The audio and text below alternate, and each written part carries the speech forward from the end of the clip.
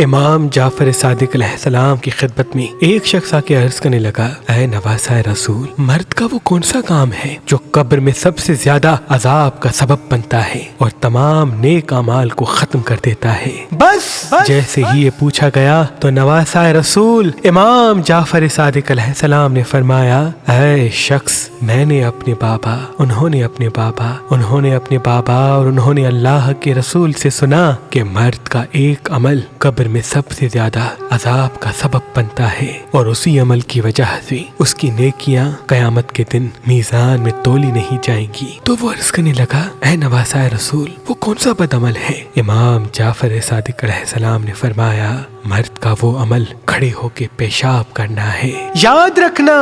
جو انسان کھڑے ہو کے پیشاب کرتا ہے طہارت صحیح نہیں کرتا، یا جس کے پیشاب کے قطرے اس کے جسم یا کپڑوں کو لگتے ہیں، تو جسم کے جہاں جہاں پیشاب کے قطرے لگتے ہیں قبر میں اسی جگہ سے آگ نکلے گی، اور وہ انسان قیامت تک قبر میں آگ کے ہونے کی وجہ سے تڑپتا رہے گا، اور روز محشر اس کے جسم سے ایک بدبو آئے گی جس سے تمام میدان حشر میں لوگ اس انسان کو پہچان لیں گے کہ یہی وہ انسان تھا جو کھڑے ہو کے زندگی میں پیشاب کیا کرتا تھا، جو کھڑے ہو کے زندگی میں پیشاب کیا کرتا تھا۔